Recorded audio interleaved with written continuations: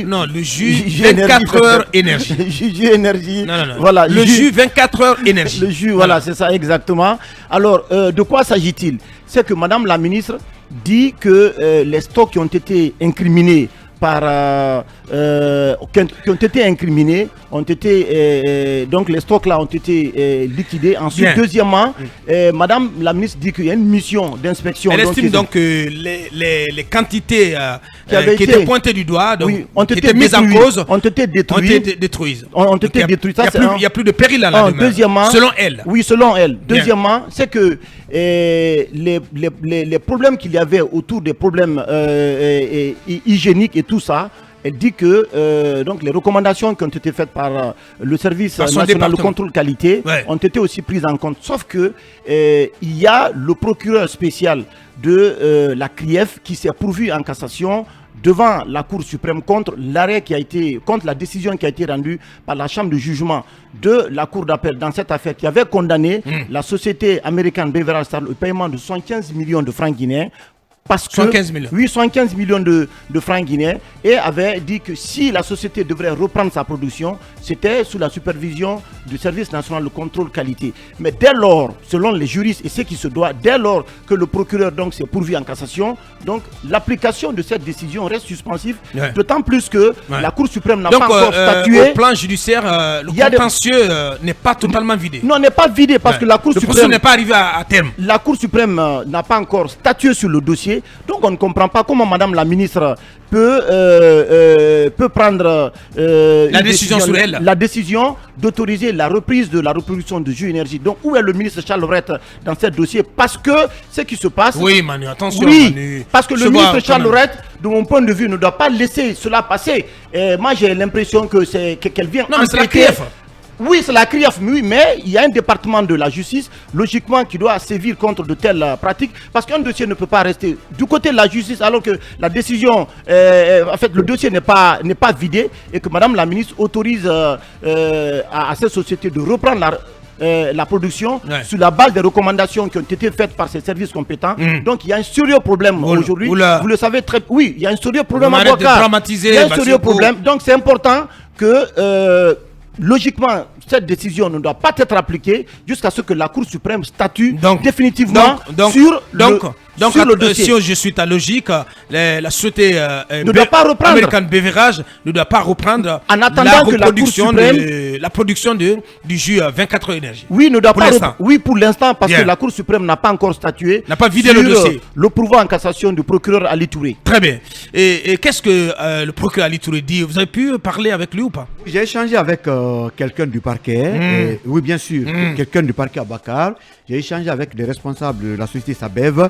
J'ai aussi échangé avec les consommateurs.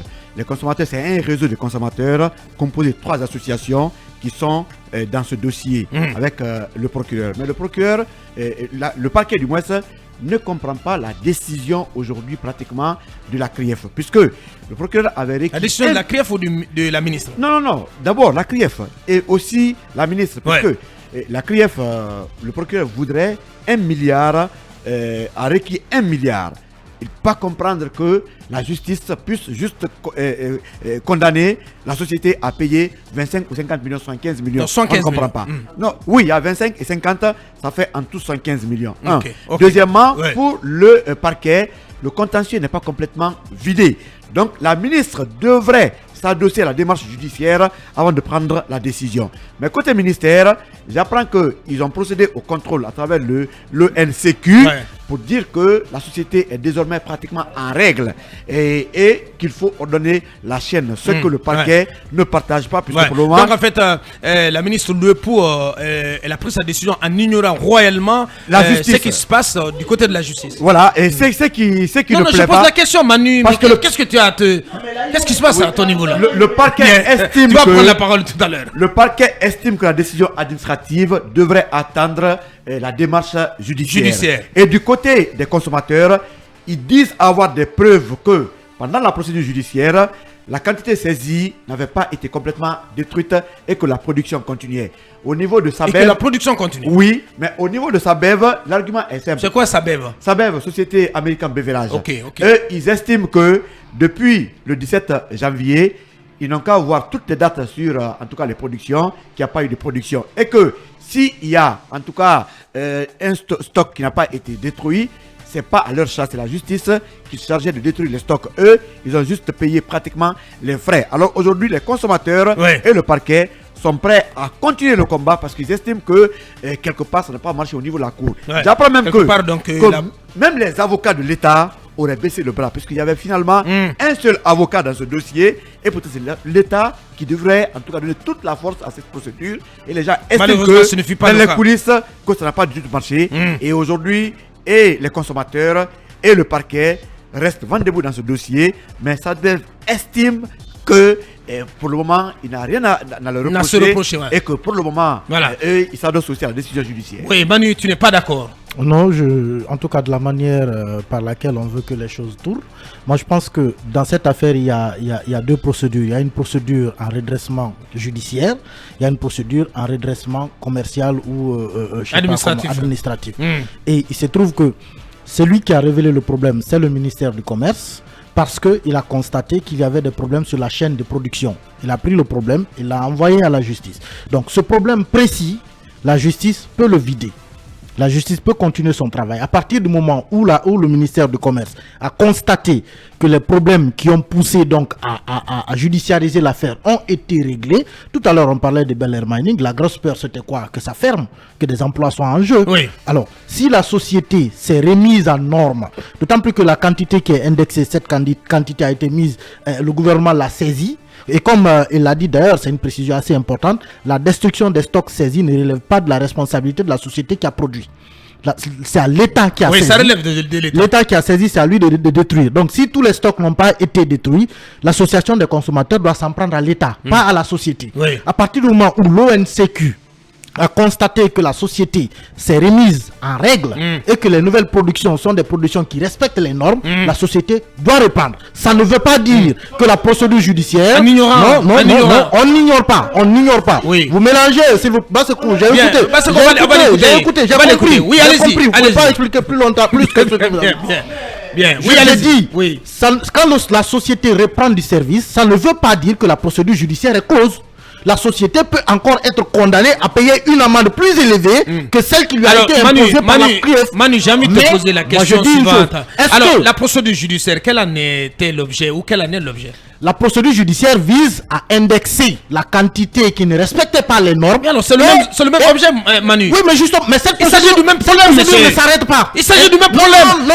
Ce qui est en jeu ici, monsieur. Non, attendez. Il ne faut pas mélanger les choses. Non, c'est vous qui mélangez. Non. C'est vous qui mélangez, s'il vous plaît. C'est vous, par contre. C'est vous qui mélangez. Ce qui est en cause, c'est la santé publique, monsieur. Maintenant, il s'agit d'une question de santé publique. Est-ce que la menace à la santé publique existe aujourd'hui à la société? C'est la question. L'ONCQ dit que la société a revu les recommandations, a pris en compte les recommandations qui lui ont été faites. Donc, ce qui est présenté. Où est le rapport? Le rapport, c'est que les quantités que la société va produire désormais... On n'a pas vu ce rapport, monsieur. Non, le rapport de l'ONCQ, il est où? Non, j'estime, Abouakar, s'il vous plaît, même le parquet dit...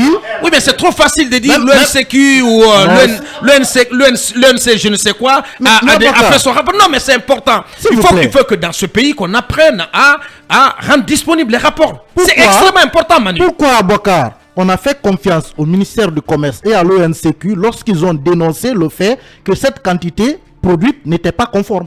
On lui a fait confiance. Aujourd'hui, le même ministère du Commerce et la même ONCQ vient nous dire que désormais, ces recommandations ont été prises en compte et que la société a repris les normes. Pourquoi on ne ferait pas confiance à cela? Bien, Manu. Moi, je dis que la reprise de la production, la quantité qui va être produite, si cette quantité n'est pas la même que la quantité qui a été indexée, la société doit poursuivre ses activités, la justice doit poursuivre la procédure. Mais bien, il ne faut pas qu'on mélange les deux. Bien, Talibi, oui, très rapide pour en terminer. Oui. Il a été avéré qu'il y a eu des produits impropres à la consommation. S'il vous plaît, ça a été avéré et confirmé par un laboratoire de ce côté. Moi, je m'en prends beaucoup plus à la CRIEF. S'il est avéré qu'il y a eu un produit impropre à la consommation, est-ce que la condamnation, en tout cas de 25 ou 75 millions de francs guinéens, peut-être peut réparer le dommage? C'est là où les consommateurs sont en train de faire le combat parce qu'ils ne comprennent pas que tout cela soit avéré et que leur combat soit est léger. Manu, plutôt leur combat est noble et il doit se poursuivre. Tout à fait. Talibé, en une minute, s'il vous plaît. Bien. Moi, je pense que je suis d'accord avec Emmanuel. Il y a une procédure judiciaire. Oula. Oui, mais Abouakar, acceptez que je donne ma position. Je suis pas contre. Il y a une procédure judiciaire.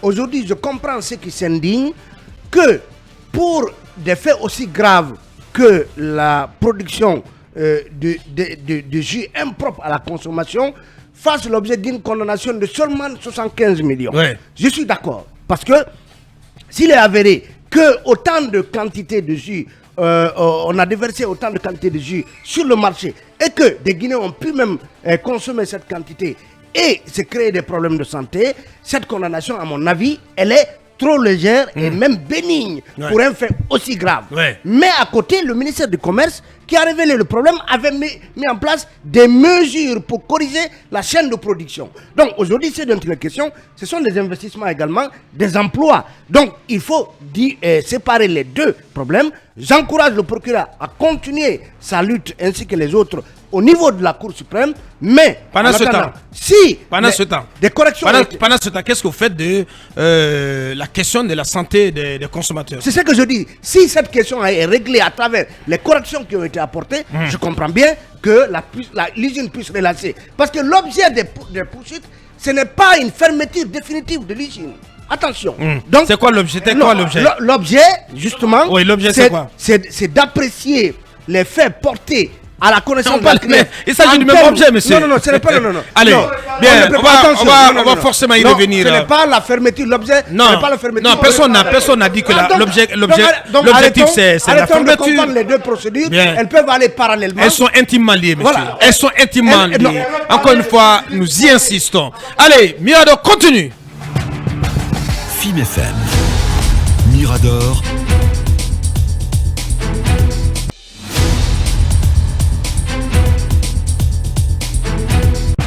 Mirador, tour de chauffe.